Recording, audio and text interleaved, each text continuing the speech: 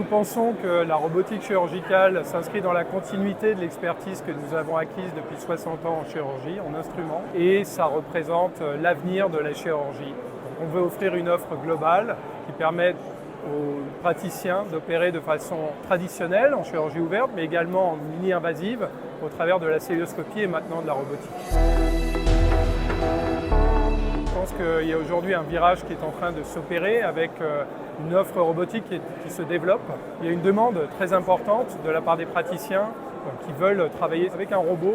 Également, les patients maintenant savent qu'on peut également être opéré par un robot, donc on se devait de ne pas rater ce rendez-vous-là.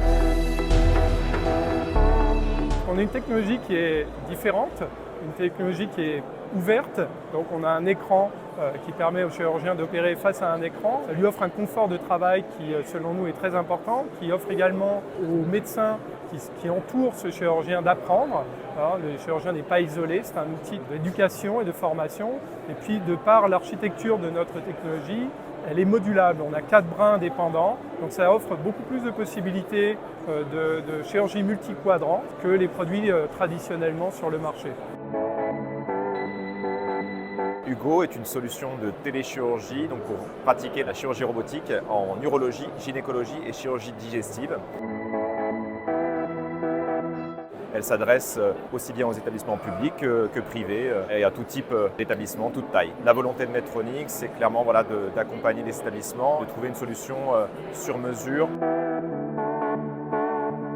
Nous avons une équipe qui accompagne les établissements et donc il y a une phase préparatoire à l'arrivée du robot. On a un ingénieur d'application qui s'appelle un startup specialist qui va donc préparer l'arrivée, préparer les équipes, programmer et préparer les plans de formation, les accompagner dans cette mise en compétence, qui va aussi derrière accompagner les équipes en formation dans des centres de formation. Donc il y a un lancement du projet clinique et derrière il y a aussi un accompagnement par des chirurgiens experts pour vraiment encadrer l'aspect clinique et donc derrière le suivi du projet clinique. On est à plus de 100 unités dans le monde.